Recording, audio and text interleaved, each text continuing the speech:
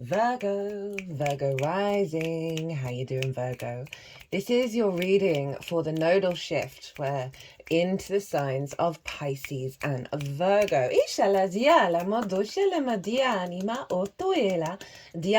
My name's Chloe. I work with card divination, astrology, and I channel multi-dimensional energies through my body. You just heard some vocal light language. You're seeing the physical form. All of this brings in healing, attunement, and activation codes to the messages that come through in this reading. Now, obviously, this is a big deal, Virgo, right? You got the South Node moving into your sign. I've done a 3-part series already, where part 1 is where I've broken down eclipses, North-South Node just in general, and then I went into detail about the Pisces North Node, pulled some collective tarot as well. Part 2 is the Virgo energy and the South Node in Virgo, and part 3 is how they work together, right? And some other astrological things to look out for. So you might want to pause this video and go watch that 3-part series. I appreciate it's a lot of content, but this is a cycle that is a year and a half technically, but we have a eclipse half a year after the node shift, right? That's out of sign. So this energy is going to be around for about 2 years in regards to the Pisces Virgo axis. And it's eclipses. It's an 18 to 19 year cycle where you won't have the South Node in your sign, Virgo, for that length of time. So the work that we do with the eclipses is part of a much bigger shift in who we are. So getting to grips with this energy, right? Because it can feel very powerful and very big and sometimes overwhelming. Getting to grips and understanding, okay, well, what's the intention of all of that? It just might really help to watch that 3-part series. I also pulled a lot of oracle cards before I started that transit. I'm going to be doing the oracle reading after the all 12 signs series, but I've left them here on the deck, right? So with all this energies coming through, and in these 2 piles, these are cards that I pulled in that 3-part series as well. So that's all vibrating beautifully here. This side is Virgo, this side is Pisces. Now, a little bit of housekeeping. There is a competition at the moment. There are 3 personal readings up for grabs, and you've got until the 19th of January, so not that long, to enter, just by leaving a comment in any of the videos. Also, if you want a personal reading based on the Mars retrograde, it's currently in the sign of Cancer at the moment. It's a big deal. Mars retrograde's the least out of everybody. It's every 2 years. So if you want to have a personal reading based on that, they are 50% off. So email me directly if you want to take me up on that offer. Third and final bit of housekeeping, I have set up a new channel. It's called Quantum Vibe Tarot. It's linked into the channel. It's also in the description box. And that's where I get to be a bit more playful, a little bit more fun. It's not so astrology based. It's a lot more channeling. I'm using a lot more decks, going through things very, very quickly, lots of downloads, and they're kind of acting as transmissions at the moment. I've only done 2. I'm going to do one for the Pisces North Node and one for the Virgo South Node as well. They'll probably be coming out at some point over the week. So if you feel so inclined, I'm also on camera on that channel, so if you feel drawn to that, the links are everywhere. Now, I read for the rising signs. So for those of you who don't have Virgo in the 1st house in your natal chart, look to the house that it does fall in. Look to the themes of that house, and you want to apply those themes, as well as all the meaning you've got going on in the sign of Virgo, to the messages that want to come through, because it will be as if that Virgo energy, wherever it falls in your chart, has now energetically moved to the 1st house. So the astrology for the rising sign will always still link in. You've just got to add on your own natal chart meaning on top of it, right? For example, I'm a Leo rising, so I've got Virgo in the 2nd house. My sun is there, so I'd apply the themes of the 2nd house as well as the meaning of the sun to the messages that come through. As always, take what resonates, leave what doesn't. So before I get into the Virgo South Node and the North Node in Pisces, I'm going to be pulling 4 cards on the closing out energy of the Libra Aries axis, right? So we had eclipses in Libra and Aries. But these eclipses were manifesting and building in the signs of Cancer and Capricorn. So I'm going to be pulling one card for each of those signs to represent what's been activated of all the shifts that have happened, right? All the work that you've done, what's now been activated now that those nodes have changed signs. So Aries, the North Node was there in your 8th house of the outside world's resources. Okay, that's the Aries one. Your relationship dynamics, the exchange between you and anything other than yourself. This can be literal resources as well as intimacy, time, relationship dynamics. We can have scarcity complexes, fear mindsets, hyper codependency, hyper independence and greed, those kind of imbalances when it comes to the exchange between you and anything other than yourself. It's a very magical house as well, right? It's your relationship dynamic with source and your resources of source and your interaction with that. The North Node was there. It was really getting you to go into new territory, to expand in a different way in regards to relationship dynamics, right? And how it's impacted your sense of self, the I am of the Aries, and work through that and really come into a stronger sense of self when engaging in the world.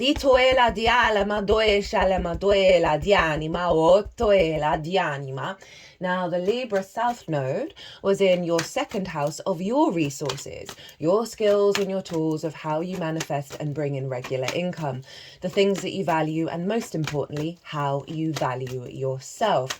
So we were releasing energy here. We were letting go with that South Node, a refinement process. You may have found a restriction around your regular income, a restriction around your manifestation, a falling away of old patterns of manifestation, old patterns of how you value yourself, and instead then focusing that energy and concentrating that energy to elevate your skills and tools, to elevate your manifestation energy away from people pleasing, right? That was the main core theme with Libra, of what we were letting go of being able to then reconnect back to our inner equilibrium, be able to be ourselves. That's the North Node in Aries, in social groups, in an awareness and understanding of your own value, right? And not self-sacrificing. Coming back to your inner balance, your inner equilibrium, and enhancing at a greater level your skills and your tools, and how you manifest. The anima. So we were letting go, we were refining a lot of energy with all of that. The anima. One card for my lovely Libra. The anima. The anima. Now, the North Node in Aries was manifesting and building over in the sign of Capricorn. So you would have felt that yang outward expression, the doing, the being energy show up in your 5th house of your creation energy, your house of joy, amusement, games, play, children, both literal children and figurative children, such as your inner child, creative things you birth into the world that feel like your children, as well as romance, dating, and love. So you would have seen that is heading into new territory in terms of relationship dynamics and scarcity mindsets and resources. You would have seen that manifesting, that recalibration, manifesting in your creation energy, right? So for some of you, this is about creating healthier relationship dynamics when it comes to creativity and love, right? Doing deep healing work with the inner child, where you're not recreating love languages you learned from your early years in those relationships. You would have seen an upgrade, an expansion in how you connect to your joy, how you connect to your creativity. There may have been resources from source, from the outside world that you then worked with to really amplify and on creative projects, right? And again, distortions around romance and love when it comes to, say, codependency or giving too much or taking too much. That would have all been reshifting and manifesting in how you connect to love, how you connect to desire, and that it's more serving your longer term goals, right? That's coming, you've elevated your creation energy that's allowing you to be more at peace with certain relationships in your life, right? No longer feeling the drama of it all. It doesn't necessarily mean that those relationship dynamics have completely disappeared, that are distorted, but you're in your power, in your strength, in your solidity to how you show up with them and not letting them diminish your joy, right? So often the work that we do, it's not necessarily that those things then we work through them and then they completely disappear. We then are able to remain in our power and our strength, right? The I am of it all, and not get distorted by the external world. So there's a real power up of your creation energy here, right? And your ability to stand firm in what brings you joy and a deeper understanding of that. Now, the Cancer area of our chart was where the South Node in Libra was manifesting and building. So the eclipses activated cycles, and then we funneled that energy into Capricorn and Cancer. And so with that refinement of your skills, the elevation of your sense of value by letting go of a lot of old programming, you would have then seen your capacity to bring all of that into the sign of Cancer, which is your hopes and dreams, friends, groups and alliances, and reaping the benefits from your 10th house. So there will have been a real focal point on you understanding your own value, which is allowing you to hope and dream beyond old paradigms and old limitations, right? Of say things not manifesting, your dreams not coming true. That South Node in Libra was kind of like, I don't care anymore. That's the past. Who am I? How am I going to show up? What moves me? What creates a space of hope and dream within me that I'm going to funnel this refinement, this inner balance into that. Now, it would have felt very internal, right? Even if you were doing things, you may not have seen things outwardly manifest at the speed that you would have liked, because we're dealing with South Node energy. But you, through that process, you would have really condensed and figured out your emotional responses, right? Your intuition around these things. You may have found that your skills and your tools were being used and worked with in bigger groups, right? Whether that's that may have been through work, that may have been, because you've been refining those skills and tools. There may have been some an intention around having those tools be access to groups, so you may have been laying down the groundwork to do that, to really have you be in a more visible place. But as I said, South Node energy, more restrictive, bit more limited, bit more inner, the inner yin esoteric experience there. And I often find that the 11th house, where Cancer is the blocks that we can find there are around reciprocity, of us knowing our own value in order to receive. And so many of us collectively don't really embody that, right? So this South Node in Libra was activating a cycle of you truly knowing the truth. Think of justice, the Libra card, of your own value, which is then allowing you to have the emotional resonance to expand into your hopes and dreams based on those values, to be yourself in groups in a way that you may not have been before. Because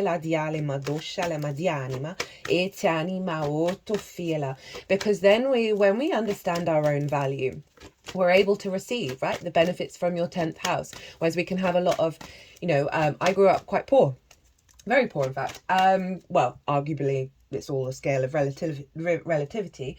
But that I'm aware that there is a strong frequency of a poverty mindset.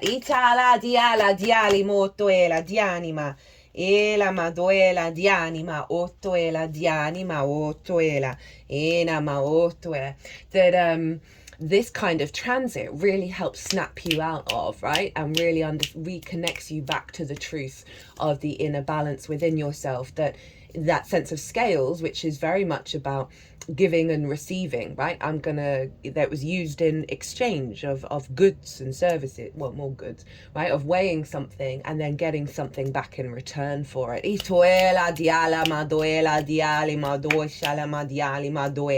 Right, so let's look at these cards. We've also got a card at the bottom of the deck. So this was So this is what's being activated. This is from all the work that you've done, what's coming through that's activated and imprinted into these signs respectively. Now this is the Aries North Node, very appropriate. The chariot moves through the world, and the 8th house is about the outside world's resources and your interaction with it, right? It doesn't have to be physical resources. It can be time, money, energy, ideas.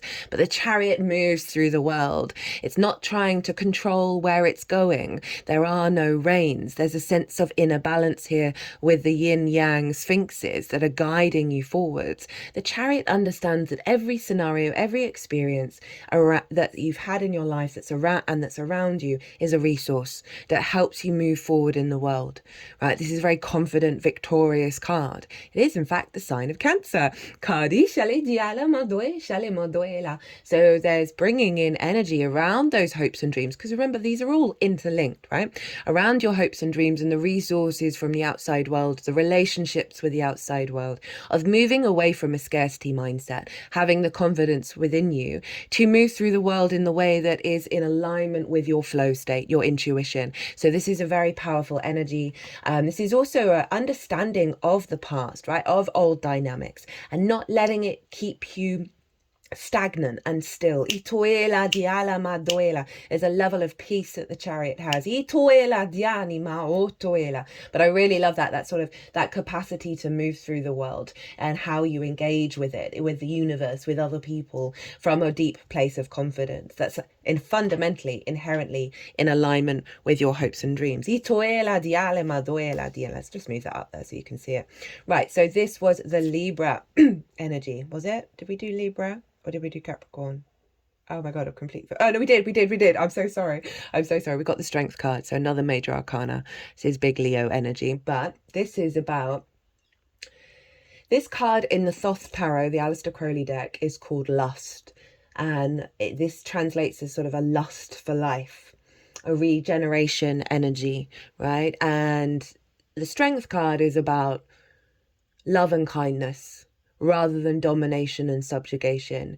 It's your instincts and your higher self, and they're working together. They're being very vulnerable with each other, but they're in alignment, right? And it's creating this generator of energy with the infinity symbol. And this is the deep love and kindness and process that you've gone through that's come together of your instincts and your higher self rather than the chatter, right? So letting go of a lot of aspects of self that do not love and care for yourself. If you think of it being how you value yourself, this is you valuing every part of yourself and working together in harmony, right? Big, you know, if I think about it, right, the only other figure who has an infinity symbol on it in the tarot is the magician, right? And we bring that in of your skills and your tools and your capacity to manifest, but it's coming from a very loving space, which means that energy is infinite. Itoela diala madoela dianima. You're harnessing your skills of your instincts and your higher self together, right? And this awareness of your multidimensional being, Itoela diala madoela, and how they are now connected. Those different aspects of the etheric fields and all of that are connected into the 3D realm with that lion. So next up, we've got the Capricorn card, and you've got Temperance. This is beautiful. This is really lovely. This is the bringing of the higher self into the 3D realm. This sense of you've elevated your creation energy, and now you're going to be working at a higher level when it comes to your joy, your pleasure, your creativity, and how you connect to love.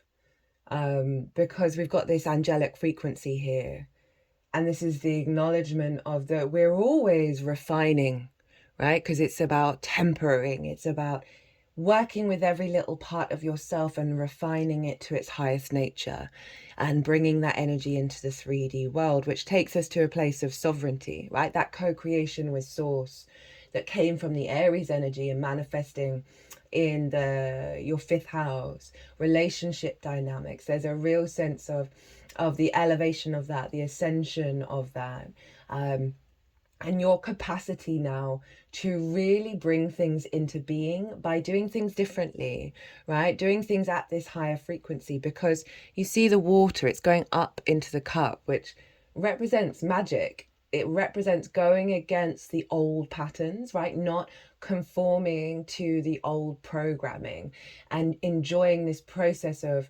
transformation, that's elevating your, as I say, your connection to your joy, right? But it's that higher mind in the 3D. So it's no longer restricted to the wounds of the inner child, right? We can get a lot of addiction in the 5th house. There is this higher spiritual energy that's coming through for you in your creation energy. And if you think about those 2 cups in terms of that North Node in Aries, of the exchange, the give and receive between you and the outside world, that this is coming, this is a higher alignment of that with those 2 cups, right? Of it's going back and forth between the two. There is an openness to give and an openness to receive with these 2 cups that is coming from a higher frequency. And whether that's your creation energy and how you manifest that, or with other people and the reciprocity there. It's a Sagittarius card, which is your 4th house of your home, your roots, your foundation. So it's highlighting you've activated a cycle of strength in your foundational space, because you've got the parental figures there, we've got the ancestors there, that's liberating you from those old programs, and you're in a space of alchemizing it to your highest good. Forgot to bring in the Leo energy in terms of Libra, right? Of releasing a lot of unconscious responses in the 12th house where Leo is, right? That impact the way that we value ourselves. Also, the 12th house is the magic of your soul, so it's bringing in that magic into your skills and tools, into your sense of value, and really elevating. I forgot to bring that in. So final card for Cancer, we have the 6 of Pentacles, right? This is again, it's a card with scales on it, right? We were talking about the scales. So this is that Libra, the balance energy, coming forward in your 11th house of hopes and dreams, friends, groups and alliances, and reaping the benefits from the 10th house. And it's really saying that it's activating a cycle of reciprocity again, right? From the outside world, of your sense of being able to receive, right? Talking about that, being able to receive in terms of how you're received in groups, what you're receiving from your 10th house, being able to receive support in regards to the elevation of your hopes and dreams. You know, this is following the 5 of Pentacles, which is a poverty mindset, right? Of moving beyond that. So you're able to engage in your hopes and dreams in a way that is no longer being distorted by, you know, the kind of things that I had already said in terms of those restrictions around how we manifest our hopes and dreams. And so often a lot of that is about the sadness of things not working out that we then take with us. And this is genuinely like this halfway point of moving into the frequency of being able to be open and receive the gifts from the 11th, right, of the good spirits. Now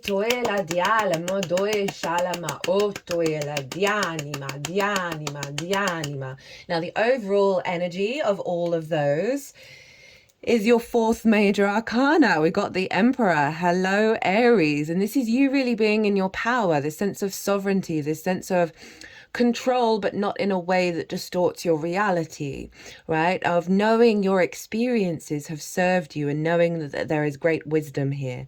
But there's a real big connection to the sovereign energy of self, right? If we bring in that sort of relationship dynamic energy, of bringing that into where you're able to stand in the I am, there's allowing the elevation of your creation energy, the satisfying and the satisfaction and the awareness of your own value, and your capacity to move through the world outside of a poverty mindset, right? It is the King of Kings. It's that big yang energy of being able to take action and feeling very powerful in that, and not like your energy being dissolved by the external world in the way that it may have done before, right? Just a real clarity of what decisions you need to make, and bringing that into an alignment. So you got 4 major arcana with all of that. Let's put these cards away. So that's the sort of closing out energy, big vibes. Itoela di anima for that previous nodal cycle. Where are we at for time? Not too bad. These are likely to be quite long, so you might want to come in and watch these at different stages. So now we're going to go and we're going to pull some cards for the South Node in Virgo, the North Node in Pisces. And we're also going to pull some cards for Sagittarius and Gemini. So like the Capricorn and Cancer energy, the Sagittarius energy is where the North Node in Pisces is manifesting, and the South Node in Virgo is manifesting over in Gemini. So we're gonna pull some cards on all of these as I go through the houses, right?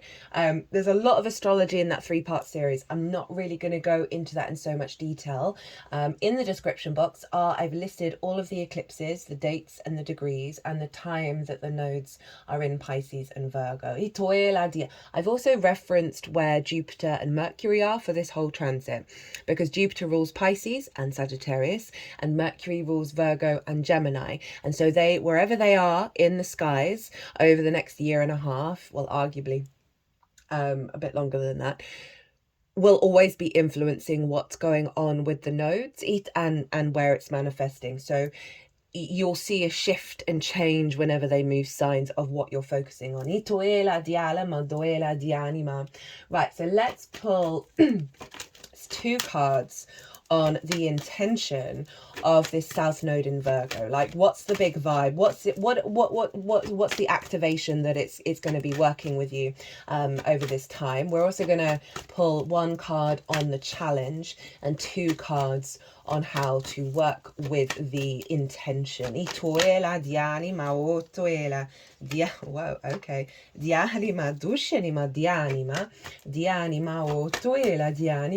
So the South Node in Virgo is in your 1st house, my loves. This is a big deal, right? This is a power up, even if it may feel like a withdrawal, right? Because the South Node is a very yin esoteric experience. I break it down in more detail in part 1, and this is a releasing, a purging, a letting go, and with that we then refine, we condense.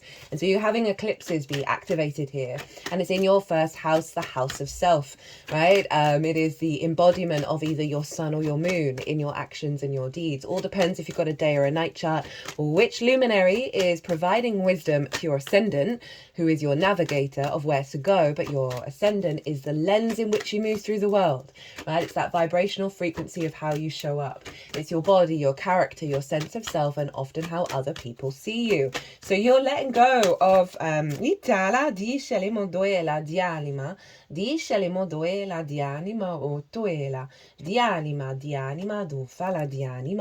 you're letting go of self, right? Parts of yourself that aren't going to serve you for the next journey that you're walking on.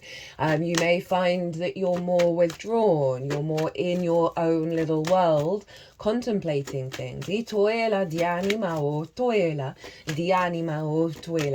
know, this is, as I say, it's not going to happen for another 18 to 19 years. You might want to think back to, I'm going to put these dates in the description box. June 2006 to December 2007 was when the last time the South Node was in Virgo, the North Node was in Pisces, and sort of think about, okay, what was going on then? What was going on with who I was and how I embody myself? It can be a difficult transit because we're so outwardly yang all the time, of like go, productivity, that the South Node is genuinely a pulling back, right? So as I said, like the sort of the internal calibration of self. But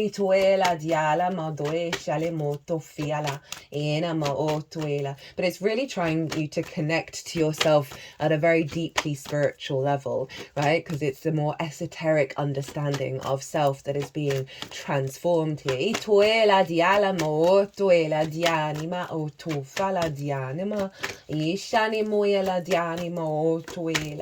You'll see as I say, old understandings of how you embody yourself, behavioral patterns, how other people may see you, certain ideas of that will fall away. Itoela diala moduela, disheni moela diatuma dianima o tuela dianima. Utuenima dishini. Okay, they're being very chatty. Ituela dialima duela, dishinima ena. Dialama doela dishinima. Okay, we've got the cards out. Yeah, you might just find yourself Dianima getting out of a lot of old paradigms of how you're working, because obviously the North Node in Pisces is the end of the zodiac, and Virgo is the beginning of the middle of the zodiac.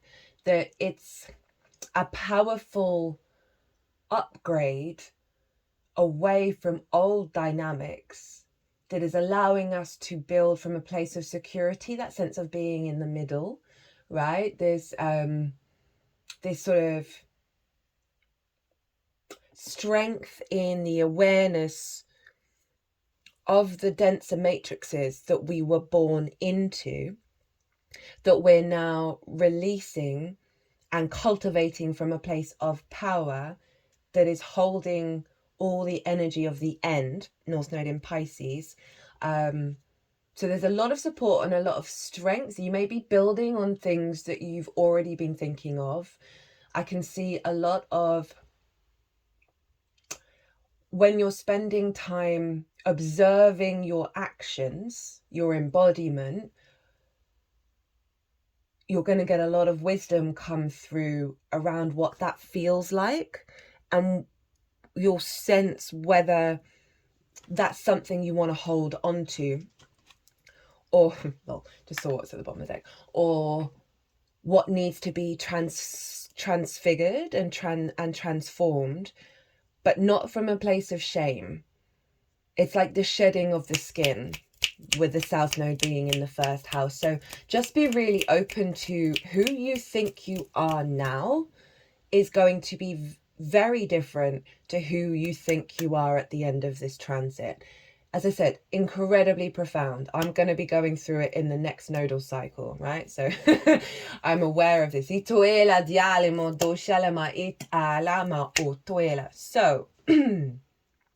yeah, it's just that sort of acknowledgement that it's not the big show of self, it's a refinement of that self, that there may be many stages of just pulling inward and feeling things fall away. That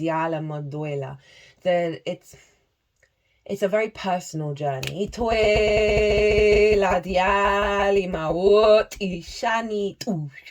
So the intention of this transit, pretty powerful intention of the South Node in Virgo, 9 of Wands in reverse, 10 of Swords in reverse. So this is the vibe that the South Node is bringing you, right? And moving away from being exhausted, burnt out, on the defensive, right? Having to do it all by yourself, right? This is the wounded warrior.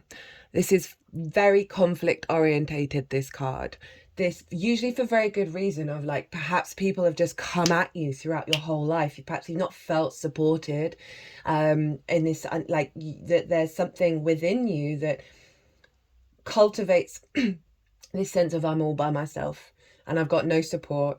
And not only that, but why is there not an ease of flow, right? So if we think about the Virgo energy, which again, part 2, go into more detail, the hyper observation, which can lead to self-criticism, because this doesn't necessarily have to be about how the outside world is engaged with you. It can simply be how you've engaged with yourself, right? And it's quite a powerful energy that this is letting go of, right? And it's so in alignment with what's come through in the messages of the other readings, of a softness and a surrender and a moving away from a fear mindset, because this figure is always anticipating that there's like a horde of barbarians coming around the corner, and they got to be ready. They've got to make sure their defenses are ready. They've got to be on guard. They've got to be on duty all the time. This card, the energy of it is relentless.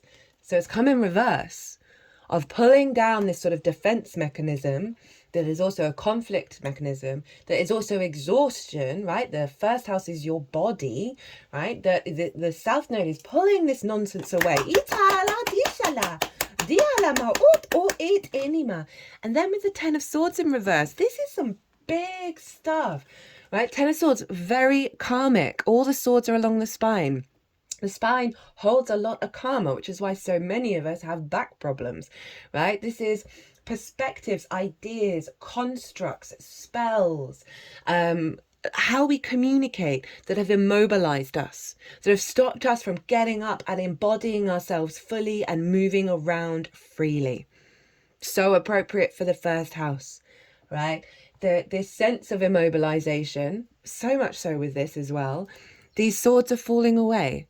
And this can be old versions, old ideas, old constructs, ancestral stuff that we've taken on, past life stuff that we've taken on.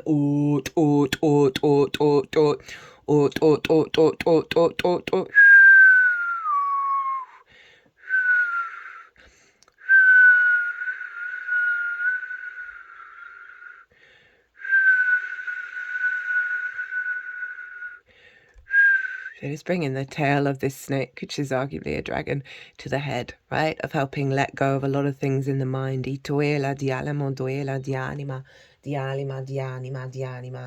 I mean, genuinely couldn't get a better set of cards for the kind of hardcore nature of the South Node being in the first house. Right, that is some real radical transformation. The work that we're doing this year, it is worth it. It is launching us into next year and a bigger 9-year cycle. Hold the line, trust in the process. Know that what's shifting this year is serving our highest good and is so worth the effort. Of showing up, right? Of being in this awareness of the transformative energy of this year. I'm going to do a series on it. I mean, the nodal transit is a part of that series, of just how profound the astrology is this year and next year, and that we won't really see anything like it in our lifetime. And so what we're shifting here, what we're stepping up to the plate with this year, is serving you and your whole incarnation. Right. Dialemo otuela dianima, discelemo duela dianima.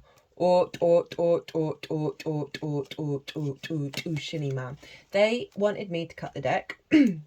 So this is the challenge. We have the Seven of Cups and the Judgment in reverse.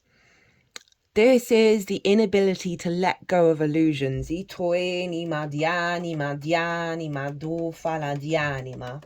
Right? Of things that we believe to be so, but are an illusion.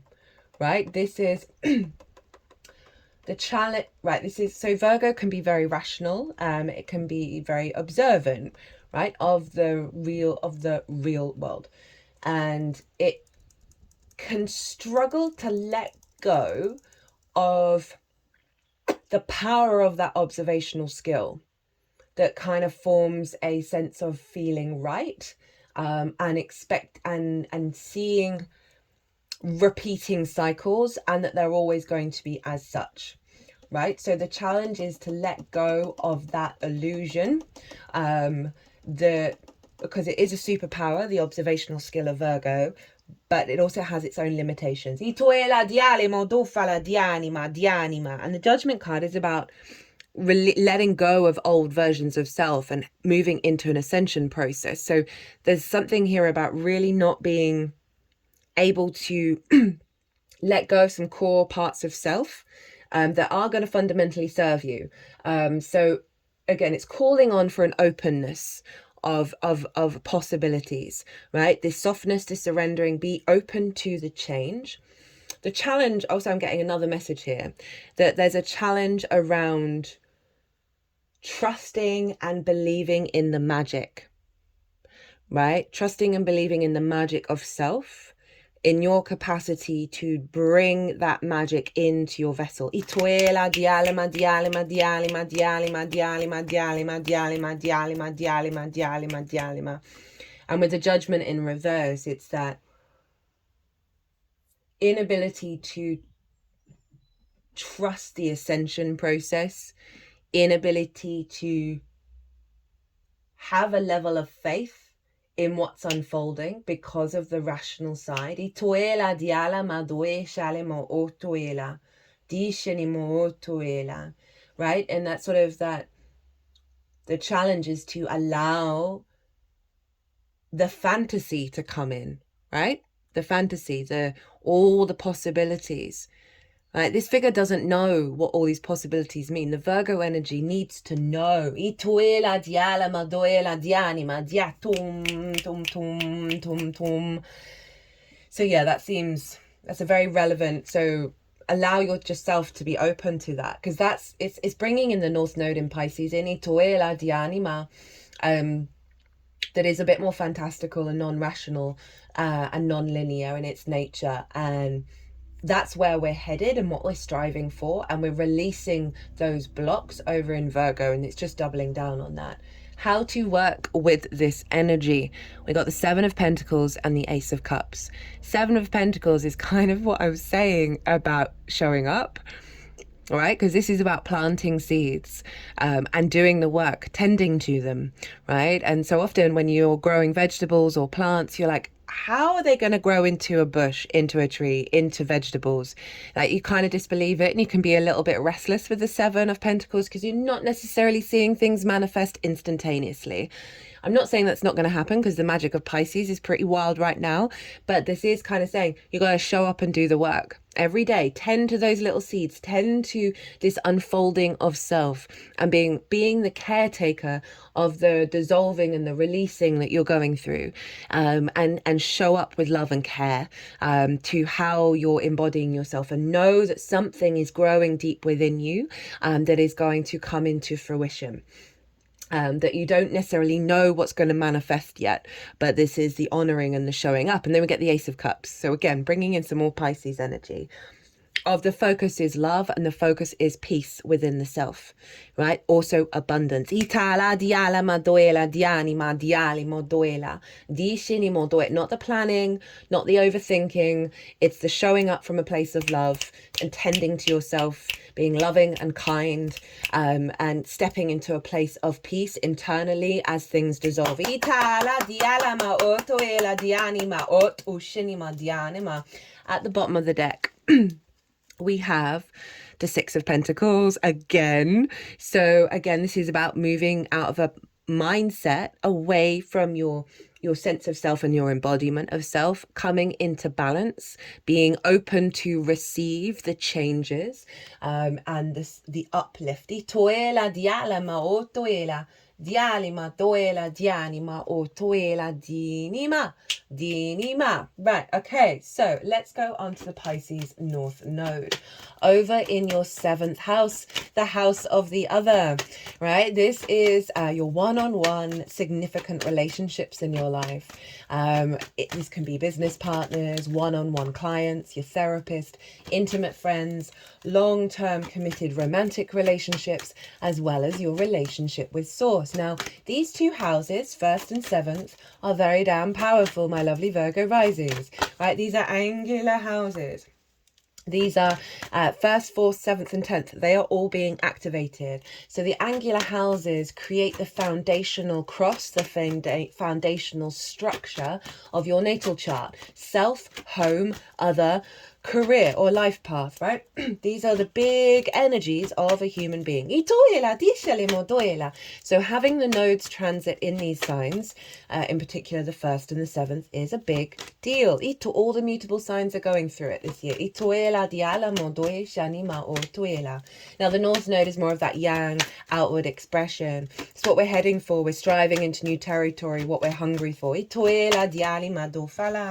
Dishele moduela dianima, dishanama, dishanimuyala, dianima otuela dianima, dishanima, dishini. Okay, we got all those cards out pretty quick. Diala, diala, dialima, doela, di shenima, do fala. That your after all the work you've done in the 8th house of relationship dynamics, the 7th house is, it's a various number of things. This can be what you're drawn to in the other, what frequency you're drawn to, how you show up with the other, how the other shows up for you, and also how you understand yourself in regards to the other. It's a big transit. There's, as I said, after the work you've done in the 8th house in terms of relationship dynamics, there's now a push towards instigating that in the important relationships in your life. And so there's a real focal point in evolving into a higher level of commitment and intimacy and integrity with the other. And that's also going to be always bringing in the self. So any wounds around the self when it comes to the other, you're healing a lot of that. You're breaking away from those old paradigms. So for some of you, this may be... there may be a focal point on longer term romance, right? For some of you, of like, what do you need from that? What do you want from that? How you're expanding into it, right? Because of your refinement of self. This is also just this push towards the elevation of those relationships in your life, right? Or realizing, okay, this is what I don't want, this is what I don't need, and let those dissolve away from you. Now, predominantly, I see a heightened power up with your relationship with Source. Right, often with transits in the 7th, you are more in alignment with Source with those transits. So that's going to be an overall theme with this North Node being there, of getting a real strong connection, because it's opposite Virgo, and opposition is ruled by Saturn. Saturn's about responsibility, it's about integrity, commitment, stepping up to the plate kind of vibe. So if there's been restrictions around your interaction with the other, of not being able to commit either side of it, right? Of not being able to be integral or responsible or like showing up, because it's about contracts, the 7th house, and this is when two parties come together, they agree to do the things, and arguably they should do the things, otherwise, you know, litigious energy shows up, right? And this is like the commitment to do the thing, right? So for a lot of you, this can be about the commitment with Source of the embodiment of self, to bring in healthier relationships in your life. For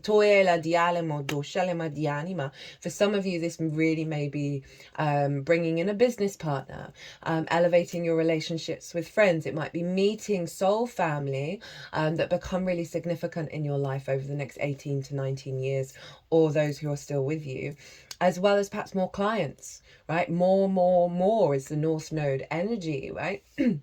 And through all this process, you're going to understand yourself at a deeper level through the awareness of what's showing up with the North Node.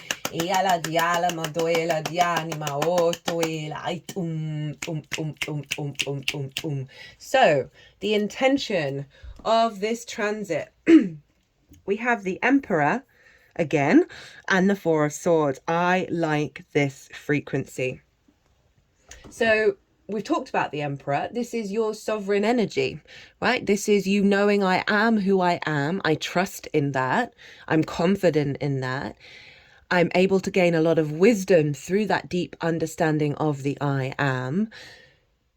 And it's a level of maturity and divinity and sovereignty that is going to be showing up, right? This, for me, this feels like healthy co-creation, right, with the other, where you're both respecting the I am of both, and you're able to work together rather than perhaps self-sacrificing or not having any boundaries, where you don't know who you are. You sort of give yourself up to the other, or the other's giving yourself up to you. This is not the intention of this North Node. There's a real sovereignty of the I am of both parties, whatever that looks like, where you're both feeling in your own power, and that's not being distorted.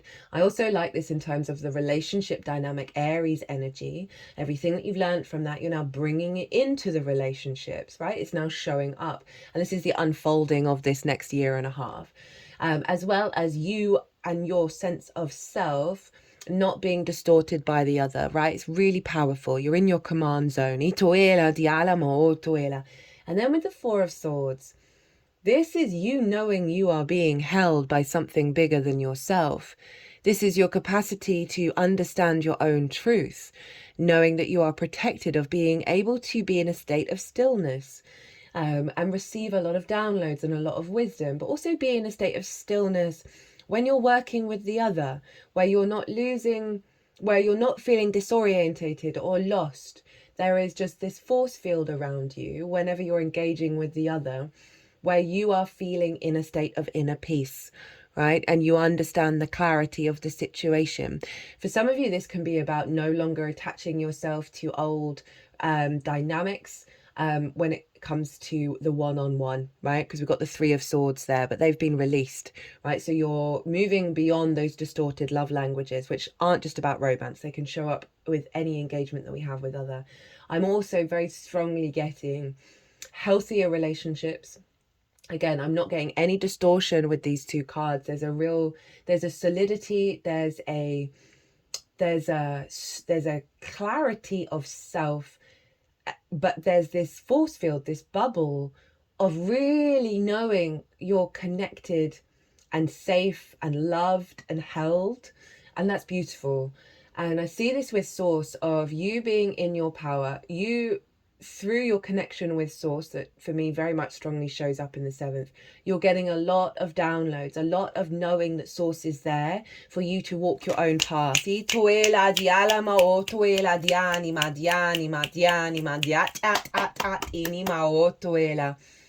it's very powerful download energy and sovereignty energy. That is like, it's like your prayers are being answered around the path that you're walking, and that's going to show up in those one-on-one relationships. The challenge of this is the Page of Wands in reverse.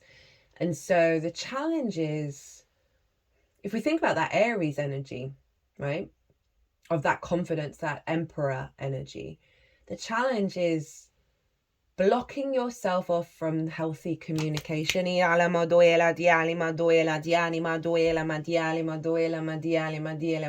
Blocking yourself off from your hopes and your dreams and sending that message out into the world.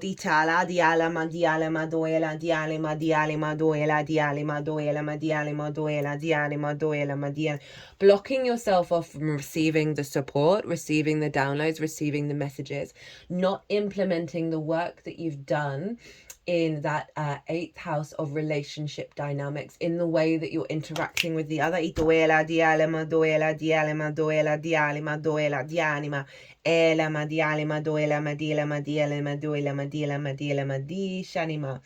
Got the Ace of Wands as how to navigate that, right?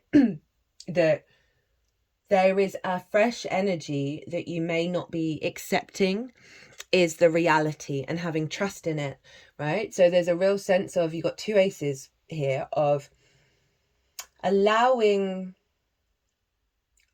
your instinct, right, your passion, to push you into vulnerable spaces.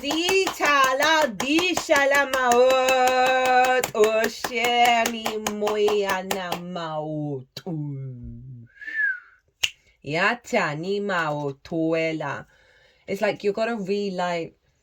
It's about thinking that the fire has gone out. It hasn't. It's just, you've got to apply what you've learned in this next process when you're showing up one-on-one. And it's a more playful, energetic energy. It's there is passion and confidence and independence here, of allowing that to be shown to the other.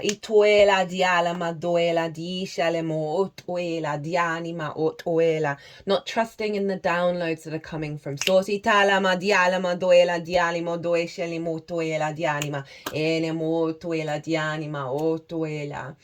right? So there can be this sense of inner withdrawal with Pisces when it comes to the 7th, right? Of just letting it all dissolve and not stepping into that Aries, that fire energy. Both Mercury and Venus are going to retrograde in Aries and go back into Pisces this year, and then go back into Aries again. So there's been a lot of combinations between fire and water in the transits lately. That we gotta bring that in. Itofala dianima o tuela dianima. It's like practice. Itofala dianima o tuela. How to work with this energy. Big Pisces vibes. We've got the Hanged Man, which is Neptune, who's in the sign of Pisces, and the Moon, which is the Pisces energy. So it is saying that there is a dissolving and an inner wisdom coming through, right? With that Neptune vibe of the Hanged Man, that there are downloads coming in that are going to unfold and heighten your capacity to trust in that intuition, in that instinct, beyond the old restrictions, right? Beyond the old blocked communication, excitement, passion, understanding, right? That Page of Wands in reverse is not learning new things, right? Is the closed off nature of looking at the 7th in a fresh new way, right? Because pages have just got into the court. They're so excited. They want to learn everything. They want to talk to everybody, right? They're not jaded. So it's in reverse. So there's an element of the jadedness around the other, very understandable, that you've got to work through. And part of that is to allow yourself to engage in another perspective, to have some faith that some enlightenment's coming through, that downloads are coming through, that it's not about thinking of the old ways, right? This is about getting in alignment with the expansion moving forwards, right? And that Moon card is about the evolution of the process, right? We've got the wolf and the dog. It's very similar to the Strength card, actually, in terms of the instinctive self and that which is being cultivated and tamed. And when they work together, you go along this path and you evolve through these two pillars and come into balance. And so there are things in the unseen realms. There are things that you do not know, that when you open yourself up to the unfolding of the unknown, you're going to get in alignment with the recalibration of your 7th house. And it's going to allow you to then, you know, there may be certain situations that you've got to follow your intuition and then make observations about what's happened because of that. And then it may have you tap into, oh, you know, this bit in my digestive system, in my gut, this feels like there's some blocked energy here. And that showed up because you actually walked a path that you needed to walk in order to learn what needs to be untangled. There's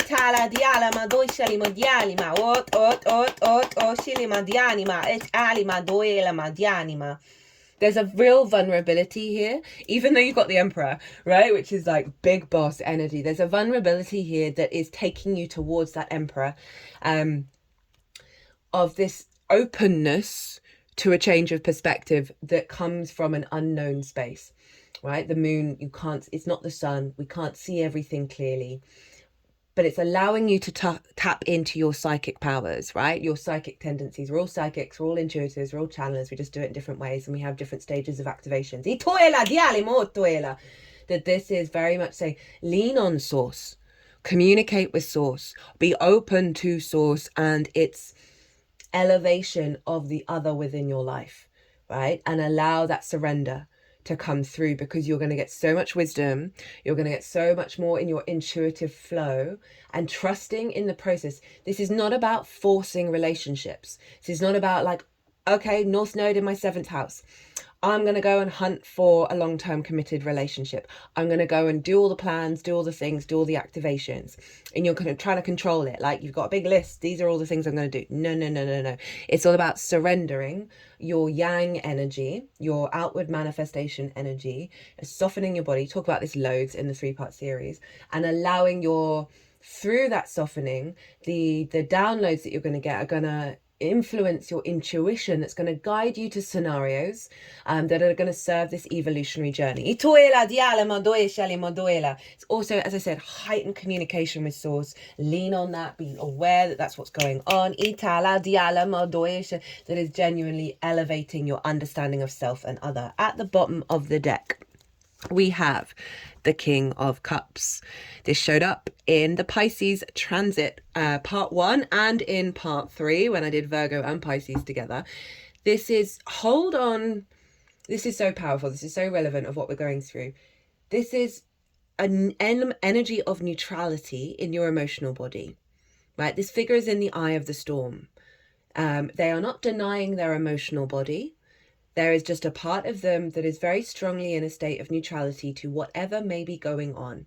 They understand the power in every emotion, but they do not let any of these have them drowning in the sea. They are firmly sitting on the ocean on a stone throne and not bothered by the storm around them.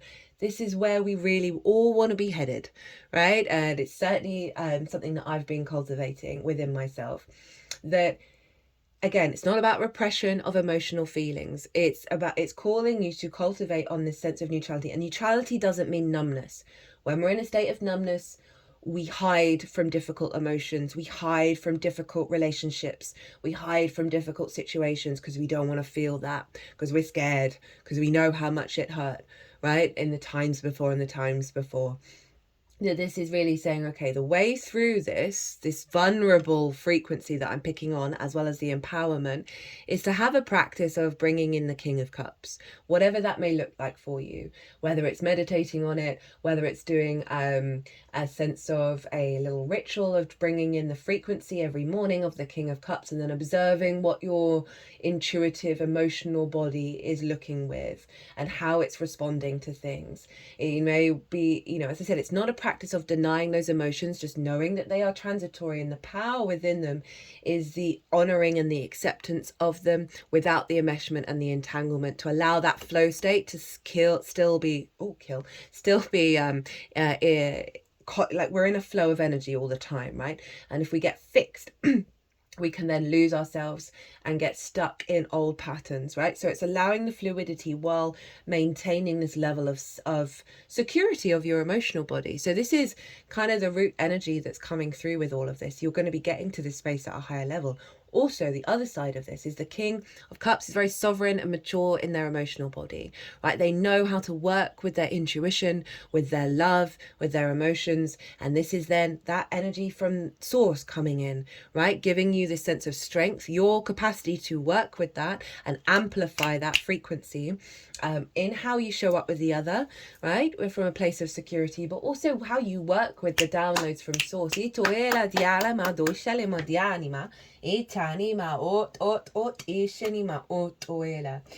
I'm going to be, how are we doing? Okay, not too bad actually. Only an hour, 1-1 on the thing as I looked. So I'm going to be pulling 2 cards for Sagittarius and 2 cards for Gemini.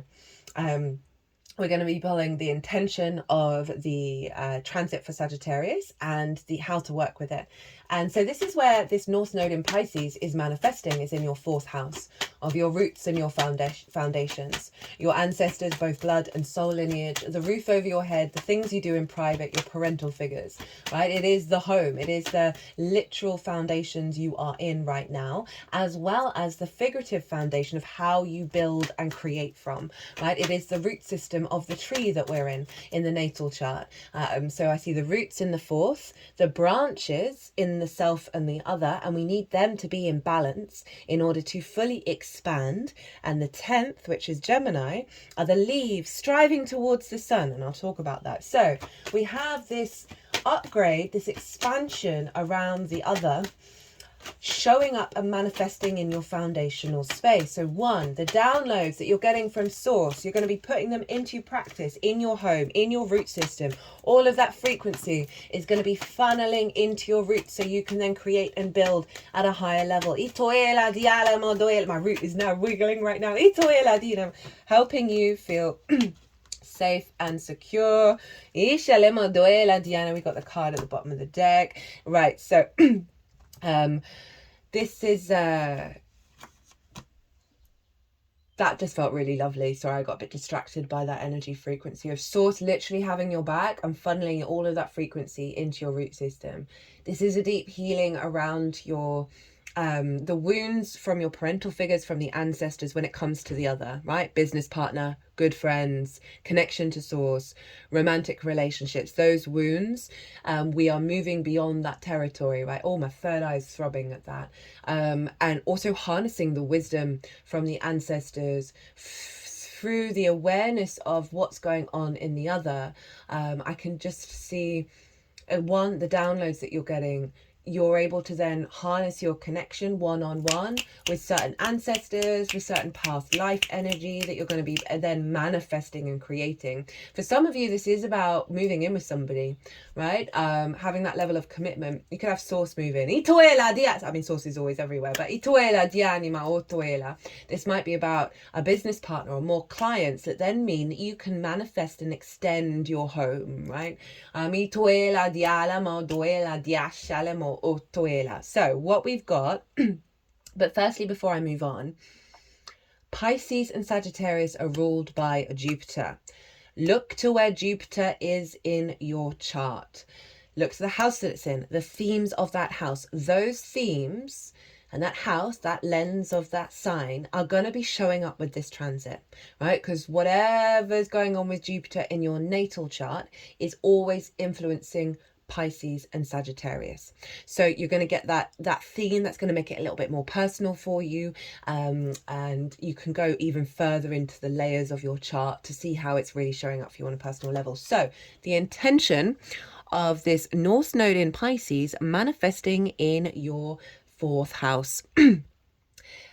I love this. This also showed up in the Virgo reading. The Virgo part 2. I love the King of Pentacles. So the King of Pentacles understands that every act that we take is an act of creation, is an act of abundance. And because of that mindset and then implementing that mindset in the 3D world, the King of Pentacles became the King of Pentacles, then saw that happen.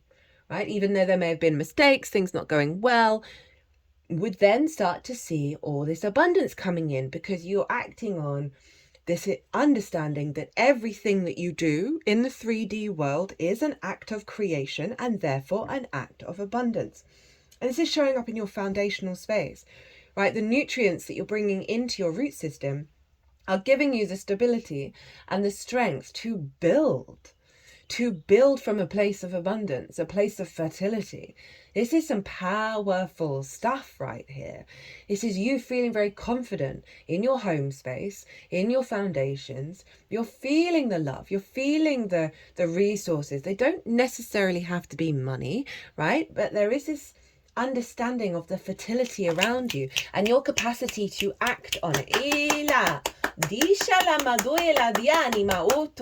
is also you just generally very much being in your maturity and your sovereignty when it comes to the root system, when it comes to your home, feeling very powerful and very in command. I love this in terms of the parental figures and the ancestors, and I said those wounds of no longer being dominated by them, right? Because you've got two kings showing up. We've got maturity and sovereignty here, right? The real sense of the cultivation of your yang energy, right? Of the freedom of it. How to work with this energy. We've got the Six of Swords. This is the acknowledgement of moving away from troubled times into a landscape of thriving. So we've got all this rocky water here that this can highlight perhaps things happen to you. We get a lot of trauma in the fourth, right? Parental figures, ancestors, can't really avoid it. afford it. Oh, interesting. Oh, scarcity. Scarcity complex. Scarcity mindset. Poverty understanding of existence, right? They've got the other card over my heart.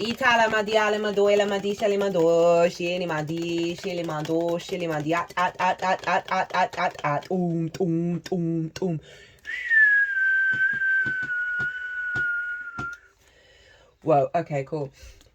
Because this is about understanding you are transiting into a new frequency. What are you taking with you? What perspectives are you taking with you that activate abundance, activate thriving rather than survival, and focus on them, right? Get in alignment with them. Do practices of activation codes at home when you figure out what they are for you, right? Maybe have a little meditative practice. Thursdays would be good because Thursday, which is today, is Jupiter's day. Of getting downloads from source to help get you in alignment of these perspectives that is cultivating that sense of abundance internally. But as I said, right, moving away from the old dynamics, from the parents, from the ancestors that just aren't serving you anymore, right? And allowing the confidence, right, that Aries energy to come through and manifest in your force. The card at the bottom of the deck was the Hermit. Hi, Virgo. So this, again, it's about you. It's not about what anybody else thinks, what anybody else does. This figure has left society. It's not bothered about what everyone does. It understands its own inner wisdom. The wild man in the woods, right? It's standing on top of a snowy peak. It represents the highest perspective, is the understanding of the inner voice, the inner wisdom that will then guide you forwards, right? And it is about the stillness and the quiet and the withdrawal, right? So there's a real sense of that, the process of the self that you're going through. You're going to be able to bring and harness these two sides together through Sagittarius. But as I said, it is the manifestation of that Pisces energy, of source, of your one-on-one relationships, where you are in your power, right? You are no longer being distorted by the other in a way that serves neither party. And that strength of self is vibrating through your root system. Now, Gemini. This is where the South Node in Virgo is manifesting. Up in your 10th house of your life purpose, your career, your visibility, your reputation. Now, whereas the North Node, right? So we're expanding, more of a yang energy, more activity going on in the home.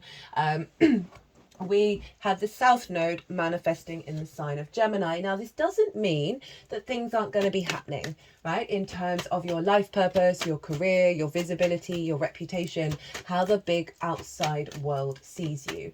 It is where the sun was at the peak of its arc on the day that you were born, which is why I like bringing in the tree of the leaves that are striving towards the sun. They want to expand, are in the 10th. Right, so this is the life path. This is visibility. It can be career. Career just facilitates life path. It can be, your career can be the life path. But there is this refinement process going on in Virgo. We're getting the eclipses there that are activating it. But you're now building and manifesting the energy that's coming through from there in your life purpose and career. Now, if we tie all of this together, there is definitely a release around the expectations of the 10th, right? I've seen it in many people who've gone through this cycle, is that they may have a certain idea of what they want to manifest, and by the end of this transit they've let go of those ideas because a truer version of self has come through that has powered up a elevated path over in the 10th.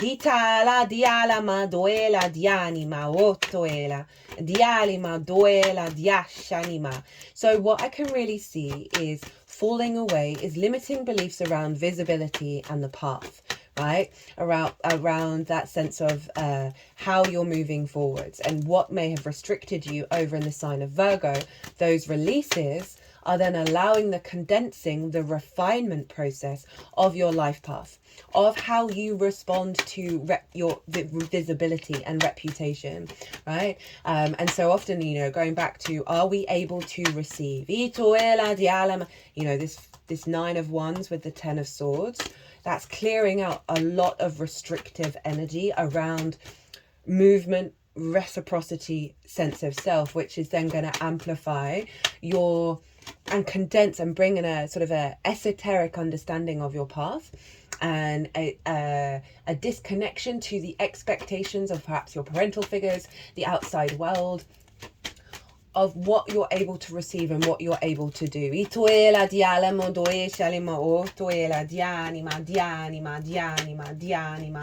If you think about where your Cancer energy, right, and what's gone on for you there over the last year and a half, it's, as I said, it's about you were bringing what you were learning in the second house into your hopes and dreams.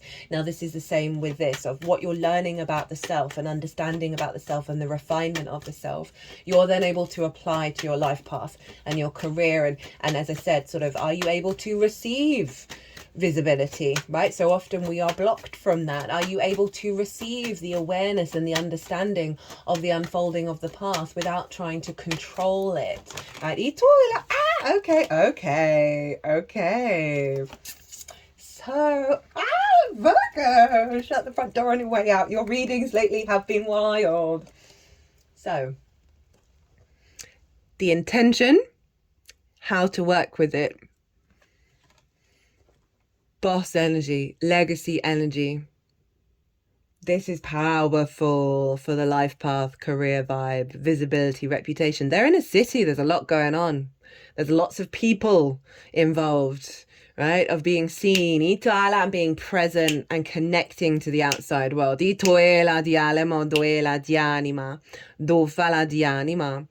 card is also, it's about building for the long term, building for your legacy. And this is, the trick with this is to engage in the material and the unseen realms and get them into balance and have them working together. And when we do that, we are co-creating with Source. So this is so powerful, of like, but everything that I've just said is taking you towards a deepening and a strengthening of your power to manifest and be in alignment with your longer term legacy. And then we have Saturn, right? This is the World card. This is how to work with this energy, right? What to focus on. Know thyself and the world will open up to you. It's just so on the money of what I just said, of the more you pull back the layers, the more you strip the conditioning and really get down to the root of self, the more energy you clear in your field, right? You're not entangled with all of the different directions, all of the different versions and wounds and traumas and distorted intuition, love languages, as I say, the collective, social and individual conditioning we've all faced, right? The more we peel that back, the less Source is having to fight through all of that. And when I say Source, it's you. So this is saying, hey, strip yourself bare, get naked internally, and the world will open up, because then Source is able to co-create with you from your true essence, right? And Saturn's over, this is Saturn, and Saturn is over in your 7th house of the other. So you're getting a lot of support from Source, right, of your embodiment of self. Look to where your Saturn is. That might be helpful to sort of understand what to focus on. But inherently it's saying, God, that refinement of self. And she's so free. She's enjoying going out in the world, but she's free. She's protected as well from the distortions from the outside world and the expectations from it. And so she's able to be free. So it's calling you to really cultivate that energy within you and let go of the burden, let go of the weight of your existence and your path, this is again a very karmic card. And often we can take the weight on of the world. We can be Atlas, of our ancestors, of our parents, of the people around us, of the expectations of productivity and go. And it always having to be hard. right? Always having to be a burden. This is a really powerful card. To be able to carry all those 10 wands and keep going is phenomenal. But if you see here, this figure is hunched over, right? They cannot even see that it's a beautiful day. So I want you to focus on the joy and the little things around you, and not focus on the weight of the path and the burden in which you have to walk, or the expectation of it being heavy and it being a burden. It's really liberating you of this weight. Itala diala moela dianima o toela dianima o tufala dianima o toela. Right, we're going to do some oracle cards now. This one is for the Mercury side of things, right? So obviously that Virgo and Gemini energy. And we have don't make assumptions, discern the truth. Now, this is based on a book called The Four Agreements, which is predominantly the one book I'll recommend to anybody because it's short, it's simple, it's profound, and it was written by a Virgo sun, so very appropriate in the mercurial energy. The problem with making assumptions is that we believe that they are the truth. We make an assumption, we misunderstand, we take it personally, the assumption of this. Then we react by sending emotional poison with our word. This creates a whole big drama for nothing. Right, so this is that inner stillness, that letting go of the entanglement of the emotional body, the entanglement of the hypercriticism, hyper restriction in the mind of the self, and how all of that creates poison. We've got peace here, right? We've got love, we've got overflow. There's an orientation in that direction. And allowing the flow state to come through, that is then your Virgo energy is facilitating and manifesting, rather than expecting the same old cycles. Itala dishala madoela dianima do fala dianima ina mado fala dianima ot oshenima inima itoela dianima otofiela. Right, I'm going to get a card from the Shaman's Dream Oracle, and this is going to link into the Jupiterian energy. Itoela dianima otoela. That's too many. Dishalimo duela diana. We just want one. Thank you. Itu fala dianima. Dianima. Oh, no, that's still too many. Itu anima. There we go. Itu fala di shanima. O tuela. So, where is that book?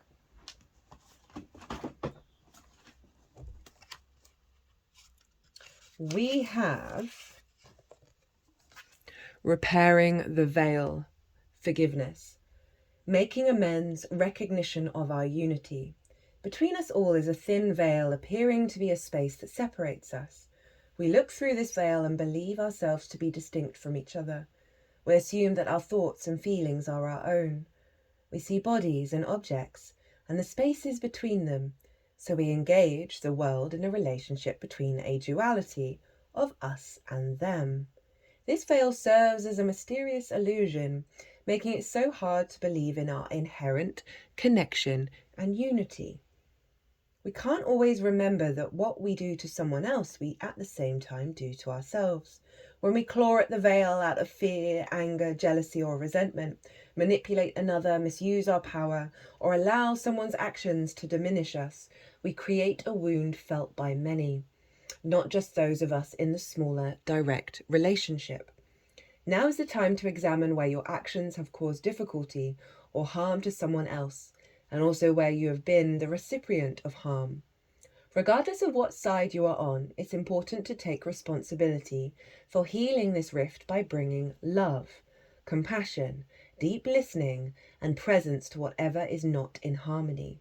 Do this for you and for your own liberty, as you become an unwitting hostage once you take the role of perpetrator or victim, both positions of weakness. Let go of all your resentments, know your part in the dynamic, and make the appropriate amends with that new-found wisdom and understanding. Healing, forgiveness, and mending what is broken in your world is a sweet, much-needed declaration of freedom. I mean, if that didn't sum up all of this in a nutshell, and really allowing that dissolving energy to then activate a higher level of connection. Whoo! Powerful stuff that vibrated throughout all of me. That was wild. Itoe la diala madoe shali madofa la dianima. I mean, that's bringing in the Aries energy as well as the King of Cups. Itoe la di shali madoe la, that softening of the moon and the Hanged Man, of that block in that Page of Wands of understanding that new things are coming in, but you got to make peace with the old in order to get out of that jaded energy. And that's going to be on a sliding scale for everybody. Right, next up, we're going to have a card from two different decks, and these are acting as support energy. They're going to be providing wisdom to help work with this transit. There we go. I'm going to do both of them.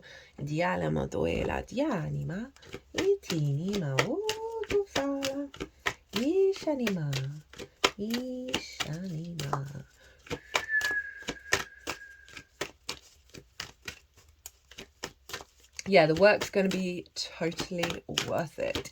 And I love that how it brought in that we are both the perpetrator and the victim, right? So often it's very Five of Swords energy, acknowledging of that cycle of conflict, right? And the feedback loop that both of those energies bring of recreating that conflict. And obviously the Five of Swords follows that Six of Swords. Sorry, comes before that Six of Swords.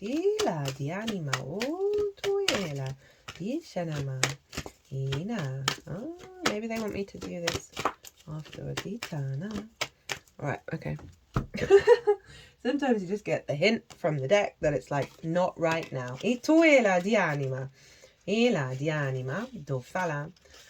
Right, we've got volcano. Volatility. No, that's not right. Volatility. Pele is the goddess who lives on the big island of Hawaii, dwelling there in the craters of the active volcano Kilauea. She is considered passionate, volatile, and capricious, and is perhaps the best known of the Hawaiian deities. Since 1983, she's been sending ribbons of lava down the mountainside and into the sea, thereby creating new land. In this image, we see her subtle visage in the spewing fire of the volcano. In ancient Hawaiian chants, Pele is described as she who shapes the sacred land. And it's from this magnificent and powerful goddess being and her periodic eruptions that new earth is formed as the resulting lava merges with her sister, the goddess of the sea, Namakahokahai. Oh, that's interesting. Oh, I've never said that. That's nice syllables to string together. The volatile and unpredictable nature of volcanic eruptions is widely known, and in spite of science's efforts at forecasting these blow-ups, they sometimes happen without warning. Whether the eruptions are slow and steady or violent and explosive, it's an unstoppable force and one very dramatic way nature changes and shapes the land. This is a particularly volatile time for you. Unexpected changes, sometimes quite sudden and dramatic, are occurring in ways that you have absolutely no control over. Well, hello, eclipses. These occurrences may be so powerful as to shake up what you formerly thought of as the foundations of your security. They may even cause you to reassess the direction your life is taking, to question some of your relationships, or to reevaluate the work you have chosen. I mean, that's just ticking all of those 4 houses, those boxes. That's wild. Although these events may rock your world, know that spirit is the guiding force behind them. It is a matter of finding your trust that life knows what it's doing in the midst of these storms of change.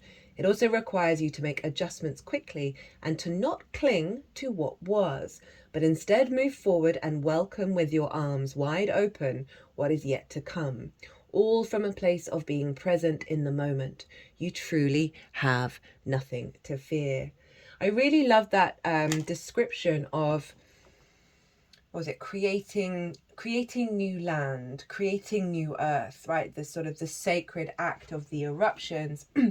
bringing together with the combination of the sea with the ocean, that then form into new structures. That what seems like a destructive force is actually reconnecting and building a new foundation of self, with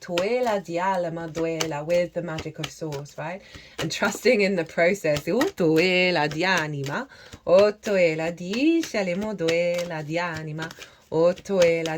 we're going to get an ascended master energy, and also like the eclipses, man. They're big. They can shake up our whole lives, right? And it's usually because the reason why you got to sort of surrender to it is because there's stuff going on behind the scenes that we don't have control over. We couldn't even imagine that that's what's going on behind the scenes. So we got to sort of allow the flow to happen and not get in our own way. Ooh, okay. I'm here for this. We have Serapis Bay. I think I might be pronouncing that right. Ascension. Move into your true self. Rise above the darkness. The light is here. Serapis Bey is the light keeper in charge of ascension. He once served as the priest in Luxor, Egypt, helping those passing on to cross over into the light. Now he is a presence we can call on in order to ascend. Ascension means rising up. It reminds us of the story of Christ being resurrected after death. This means that Serapis Bey can guide us from the lowest states of being back to the light. His energy is almost like that of a phoenix, giving us the support to move out of our own hell or darkness into a space that supports our growth. The stars cannot shine without darkness.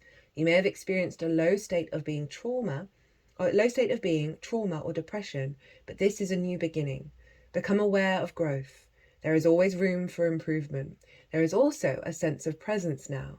You may be receiving documentation or certification to acknowledge your growth or experience. It's without the challenges or obstacles you have faced. It's important to cherish this time and to realize that without the challenges or obstacles you have faced, you wouldn't be as strong, powerful, or focused as you are today. You are ascending personally and spiritually at this time, and the universe is here to support it. Well, what a card to end on. Well, my loves, look to where your Mercury and your Jupiter are in your natal chart. That will give you an added layer of understanding of what's showing up with the Virgo, Gemini, and then the Pisces, Sagittarius axis on a more personal level. If you want a personal reading based on this nodal shift, you can book through my website or email me directly if you want to pay by PayPal. I hope you enjoyed this reading. Don't forget to enter the competition. If you liked it, hit that like button, leave me a comment. I'd love to hear from you. This is a big shift, especially for you, my lovely Virgos. Be good to yourselves, be good to those around you. Safe travels and be well until we meet again.